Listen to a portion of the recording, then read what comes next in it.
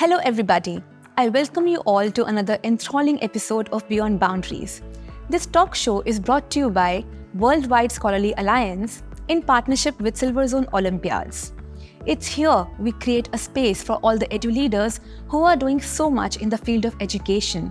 It's here we give them a platform to share unki kahani, unhi ki zubani.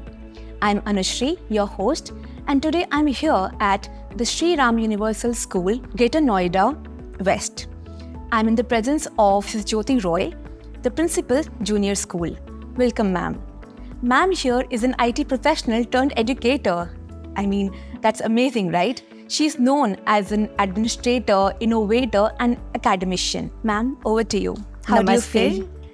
Namaste. Thank you so much, Anushri, for that beautiful introduction. And sometimes you get to know about yourself more when somebody is reading your introduction. So I really love going through that.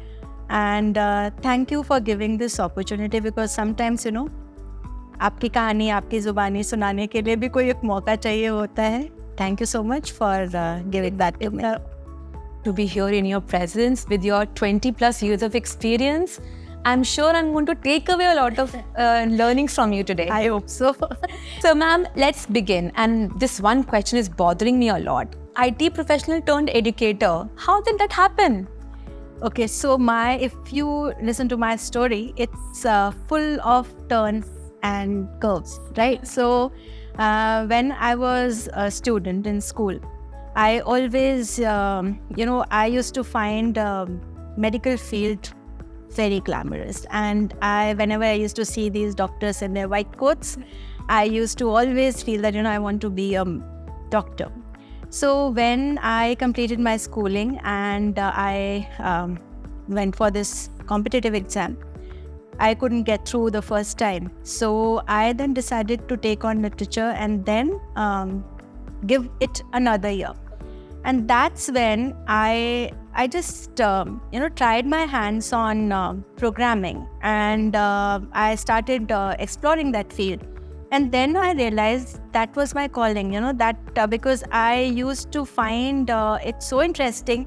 It was something so tangible that you write a program and you can see it happening. Like, you could control actions on a thing. So, and always I had a dream of becoming an animator, which I could not. So that still kept aside as my dream unfulfilled.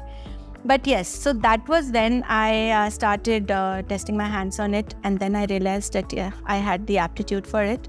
And I never gave my DPMT or CPMT, that used to be the medical test there. Yeah. So I never gave that again, and that's when I started my course. After some time, when you start working in an organization and when you are doing things there, it does get monotonous after a while. So even if learning coding was something great, but once you are in corporate.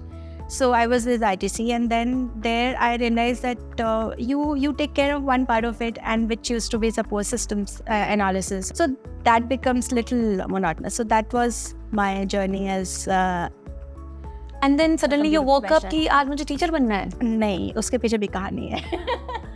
So right after my college, I was with LSR and I was doing literature. Then from there, that was my final year. Okay. And our principal, Mrs. Meenakshi Gopinath, she was there in our farewell party, and she just announced that, there is the Shri Ram School, because it was the same group. Yeah. So she said that they're looking for some creative teachers to come on board, and fresh ones, so that, they are...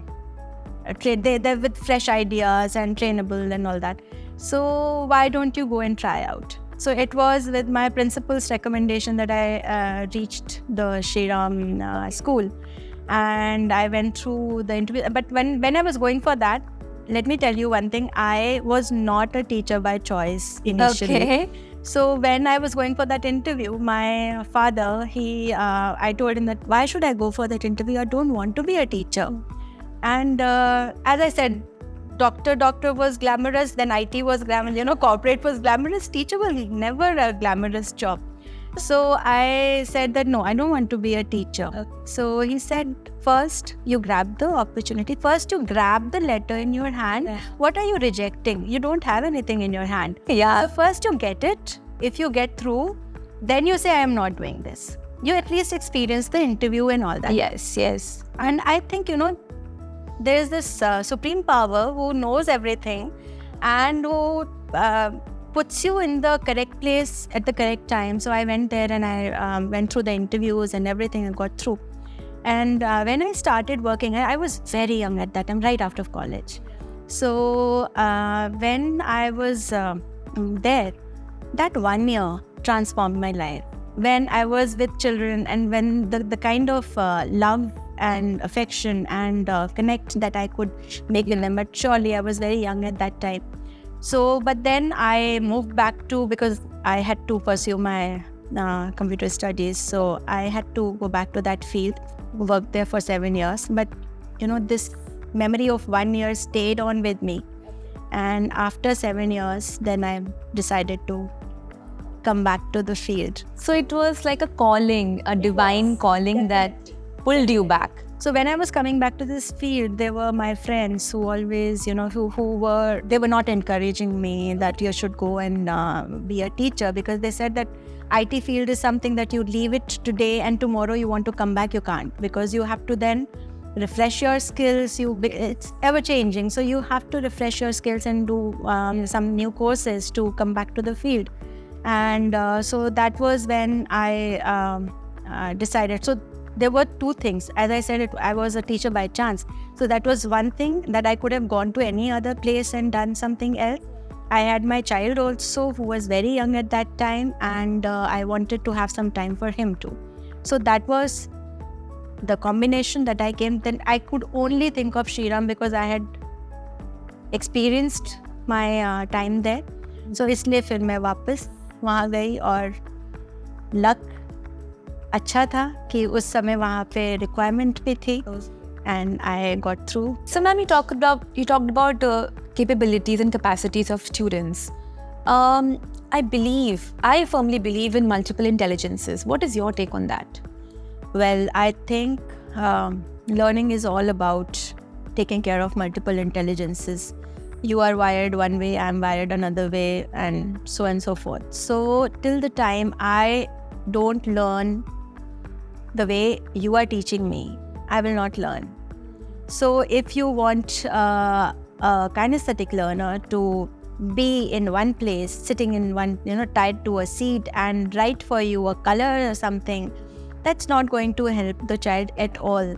So when we have our training sessions for the children, for teachers, we introduce them to all these multiple intelligences and the way. So every task that is done in the classroom, the challenge is thrown to the teacher that how you can involve multiple intelligences in that particular task. So there should be some, even while they are submitting any work, how you can have the work submitted in various ways. I mean, what are you trying to do through that activity? You're trying to test the understanding of the child, the concept, or maybe you're trying to get across a particular concept. So if that is something, your objective should be clear. How you do it is entirely different. You are doing a skit and there you are observing that, the children. So that's one challenge in today's time, because teaching in conventional ways does not really require a lot of effort. But teaching in these ways where you are taking care of each child, when you are, always being careful about the learning style that the child has. And first of all, to find out what is the learning style of my students. First of all, you need to find out what is your learning style as a student. So this really helps in a school setup, and I think this is something that the world is coming to terms with now, and slowly most of the schools and most of the teachers are at least trained for that. In the classroom, how much of it is getting implemented is one thing. So here at the Shri Ram Universal School, we do take care of that, teachers are following the multiple intelligence thing. they're adapting their topic to different needs, so there is differentiated learning happening there. Ma'am, your love for technology is evident. But do you also see the downside of it, and especially in education and for students? Absolutely. So if there is a downside, then as a school, how would you take up this challenge and find a solution to it? Because parents are perturbed. Absolutely. I as they say that science is a good slave but not a good master. And we've made it our master these days, because children are born and you provide them with a device, handheld device. Parents have sat here for their interactions where I have got to know that 2 hours the child is on the device, 2 hours to 4 hours. So, so that's one side where, so any excess of anything is bad. It is like a tool. Like a knife can be used for cutting vegetables and it's such a useful tool, but it can be used to Harm someone, right? So, technology is good. The way we use it makes it good or bad. AI and tech in education. Your thoughts on that? See, AI is one Let's talk about AI then, just AI. So AI is something that again is a tool, a fabulous tool.